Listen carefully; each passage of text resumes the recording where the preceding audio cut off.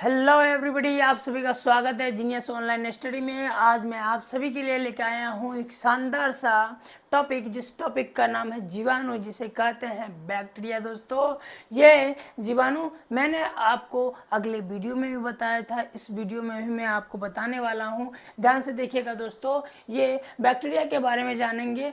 पहली बात देखिएगा, कहता है वायुमंडलीय नाइट्रोजन को नाइट्रेट के रूप में नाइट्रेट के रूप में परिवर्तित करता है। कौन करता है दोस्तों? कौन करता है? देखिएगा, राइजोबियम।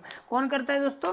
राइजोबियम। आखिर ये राइजोबियम होता कहाँ है? शायद मैंने आपको अगले वीडियो में भी बताया था, इस वीडियो में भी जान जाइए थोड़ा सा। देखिएगा, ये जो राइजोबियम पाया जाता है, कहाँ पाया जाता है दोस्तों? पौधों की जड़ों में। कहाँ पाया जाता है? ये पौधों की जड़ों में पाया जाता है। इसी राइजोबियम में पौधों की जड़ों में नाइट्रोजन गैस भी पाया जाता है। यही नाइट्रोजन गैस नाइट्रेट के रूप में परिवर्तित होकर पौधों को क्या करता है? पोषण ग्रहण कराता है। क्या कराता है दोस्तों? पोषण ग्रहण कराता है। और ये पोषण ग्रहण कौन लेके जाता है?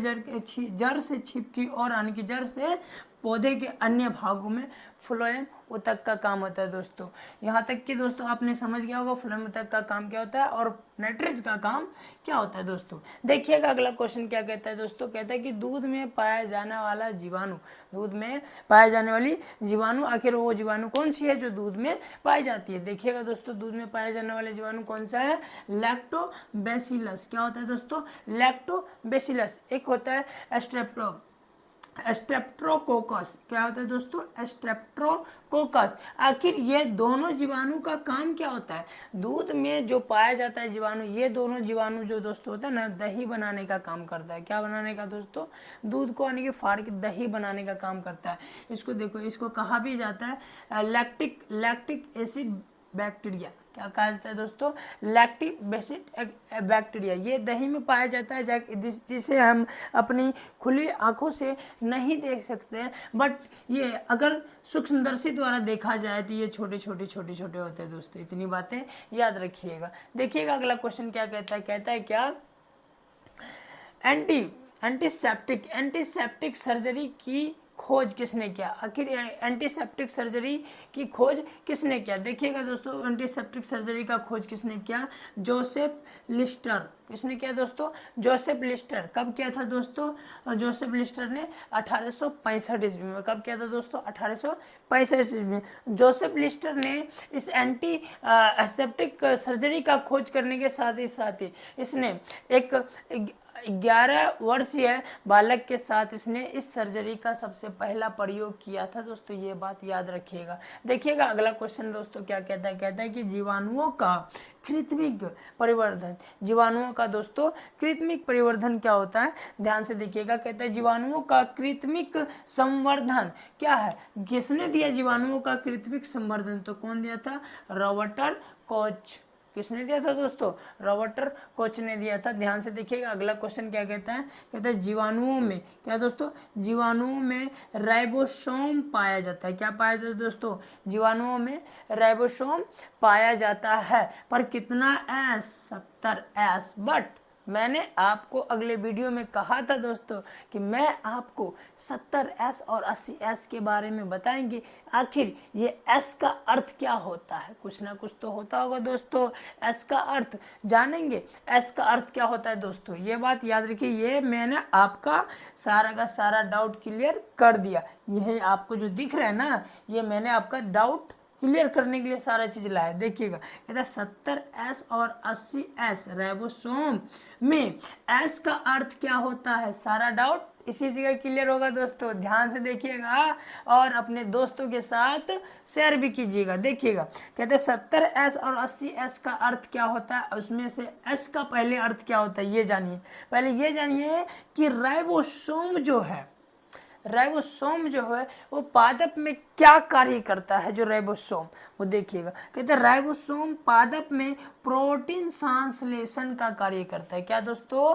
प्रोटीन संश्लेषण का कार्य करता है। सबसे महत्वपूर्ण बातें हैं कि राइबोसोम पादपों में क्या कार्य करता है, इससे जिसके कारण से राइबोसोम 70 एस 80 एस ओनली पादपों में नहीं, हालांकि जीवों में भी पाया जाता है, जीवों में भी पाया जाता है 80S। देखिएगा राइबोसोम पादपों में क्या काम करता है, प्रोटीन संश्लेषण का कार्य करता है। देखिएगा 70S 80S का अर्थ क्या होता है, 70S और 80S में S का अर्थ होता है दोस्तों, क्या होता है, स्वेड वर्ग होता है। क्या हो दोस्तों, स्वेड वर्ग इकाई होती है। स्वेड वर्ग यानी कि एक वैज्ञानिक था, जिस वैज्ञानिक के नाम पर इस एस का अर्थ यानी कि 70S 80S का अर्थ माना जाता है, स्वेड वर्ग के नाम से जाना जाता है, स्वेड वर्ग इकाई के नाम से इन्हें जाना जाता है। ये देखिए इसका इसका इस इकाई का यानी कि इस एस का जो ये एस का जो इकाई है, इस इकाई का प्रयोग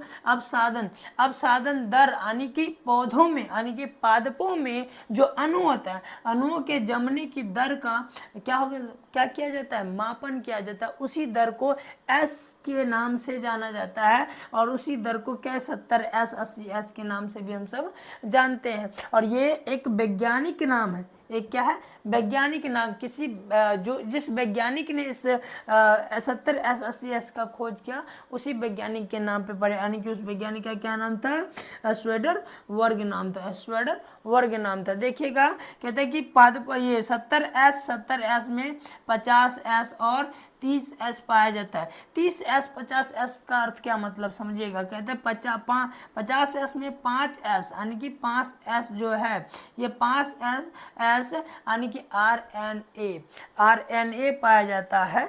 जानिएगा RNA के बारे में भी मैं आपको बताऊंगा, मैंने यहाँ पे आप सभी के बारे में बता दिया है, फिर भी मैं आप सभी को मैं बताऊंगा RNA के बारे में, ठीक है। और 30S का मतलब होता है यहाँ पे 16 यानी कि 16 एस यानी कि 16 RNA आर यानी कि RNA, ठीक है। देखिएगा यानी कि यहाँ पे 80S यानी कि 60S और 40 RNA पाया जाता है। देखिएगा पहले RNA सब कह रहे हैं, पर बट ये RNA का मतलब क्या होता है, सबसे बड़ी बात तो यही है, आरएनए का मतलब होता क्या है, कहते हैं क्या, आरएनए का अर्थ क्या होता है दोस्तों, राइबो न्यूक्लिक, आर से क्या हो गया दोस्तों, राइबो, आर से हो गया राइबो। देखिएगा यहाँ लिख देते हैं, आर से हो गया राइबो और एन से हो गया क्या हो गया दोस्तों, न्यूक्लिक, और ए से क्या हो गया दोस्तों, एसिड, राइबो न्यूक्लिक एसिड। इसे हिंदी में भी इसी तरह कहा जाता है। देखिएगा आरएनए का अर्थ क्या होता है, आरएनए का अर्थ क्या होता है दोस्तों, कहते हैं राइबोसोमल